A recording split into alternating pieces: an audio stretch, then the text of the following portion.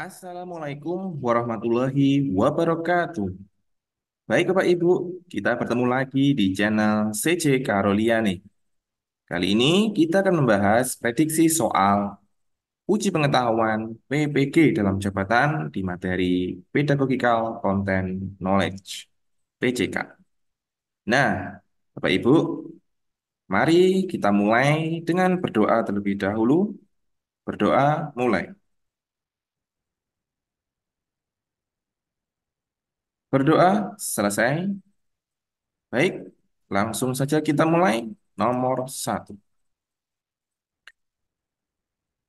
Di dalam standar proses pembelajaran dikemukakan bahwa pembelajaran itu harus interaktif. Maksudnya dari pembelajaran interaktif adalah A. Yang aktif tidak hanya guru, tetapi juga peserta didik. B. Peserta didik dan guru sama-sama aktif dan kreatif. C. Guru aktif menyampaikan materi kepada peserta didik. D. Peserta didik aktif menanyakan hal-hal yang belum jelas.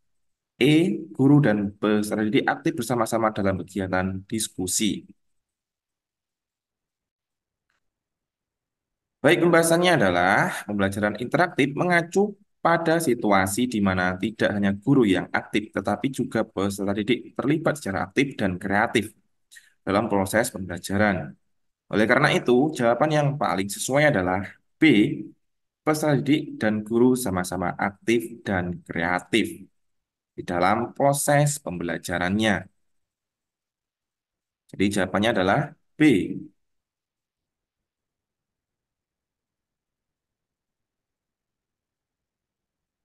Nomor 2, refleksi terhadap pembelajaran yang telah dilaksanakan dapat dilakukan melalui A. Deskripsi, B. Korelasi, C. Tindakan kelas, D. Komparasi, E. Evaluasi diri. Pembahasan soal nomor 2 adalah refleksi terhadap pembelajaran yang telah dilaksanakan dapat dilakukan melalui E. Evaluasi diri. Melalui evaluasi diri, seorang guru dapat merefleksikan proses pembelajaran yang telah dilaksanakan, mengevaluasi keberhasilan tujuan pembelajaran, dan merencanakan perbaikan untuk meningkatkan kualitas pembelajaran di masa depan. Jadi jawabannya adalah evaluasi diri, E.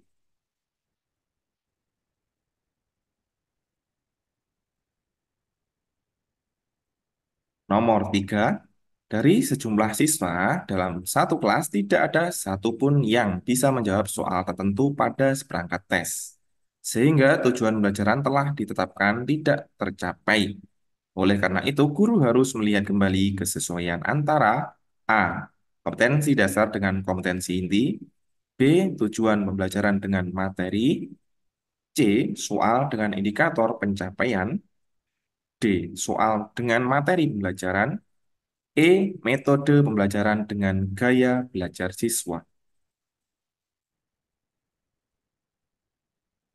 Jawaban yang tepat adalah ketika tujuan pembelajaran tidak tercapai karena sejumlah siswa tidak dapat menjawab soal tertentu pada tes, guru perlu melihat kembali kesesuaian antara D. Soal dengan materi pembelajaran. Perhatikan perhatian terhadap kesesuaian antara soal tes dengan materi pembelajaran sangat penting agar tes dapat mengukur pemahaman siswa terhadap materi yang telah diajarkan. Kemungkinan untuk opini saya ya, itu biasanya materi yang disampaikan sudah baik, ya, sudah sesuai dengan mungkin RPP. Namun di dalam tes itu tidak mencangkup apa yang telah disampaikan di dalam materi. Ya, mungkin di luar materi, atau mungkin gurunya juga ingin siswa bisa menjawab dengan pemahaman dan penjelasan yang lebih luas. Ya, itu biasanya juga saya lakukan supaya anak-anak tidak hanya menghafal di dalam buku paket, tapi mereka bisa bersanding dengan pengalaman yang telah dimiliki mereka di rumah, di sekolah, maupun di lingkungan mereka di luar rumah maupun kelas atau di lingkungan teman-teman mereka. Ya, jadi jawabannya nomor 3 adalah D. Kesesuaian antara soal dengan materi pembelajaran. Baik, kita lanjutkan nomor 4. Untuk memperjelas pesan dan mudah diterima para siswa, Ibu Dewi menggunakan media gambar dan video agar siswa mengamati, mencermati, dan dapat menceritakan kembali isi pesan yang ada dalam gambar dan video tentang silsilah keluarga dengan benar. Tujuan belajaran yang akan dicapai adalah A. Aspek nilai dan sikap, B. Aspek keterampilan sosial, C. Aspek keterampilan berpikir, D. Aspek pengetahuan, E. Aspek emosi.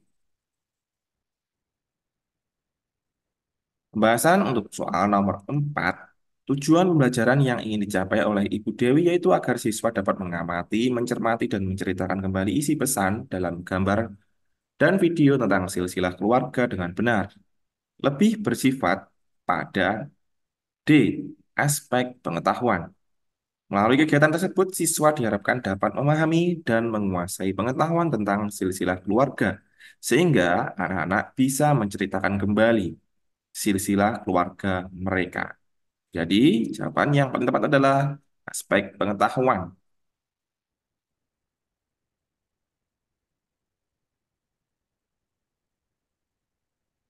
Nomor 5, Pak Aswan mengajar tentang masalah-masalah yang ada di lingkungan setempat dengan model pembelajaran kooperatif. Pak Aswan ingin menilai bagaimana siswa menyampaikan pendapat, menanggapi pendapat temannya dalam diskusi. Penilaian yang dilakukan Pak Aswan adalah A. Proses, B. Hasil belajar, C. Prestasi belajar, D. Produk belajar, E. Penilaian partisipasi. Pembahasan untuk soal nomor 5 adalah Pak Aswan ingin menilai bagaimana siswa menyampaikan pendapat, menanggapi pendapat temannya dalam diskusi, sehingga penilaian yang dilakukan oleh Pak Aswan lebih cenderung pada A. Penilaian proses. Penilaian ini berfokus pada proses belajar, seperti kemampuan siswa dalam berkomunikasi, menyampaikan pendapat, dan berpartisipasi dalam diskusi. Jadi jawabannya adalah A. Penilaian proses.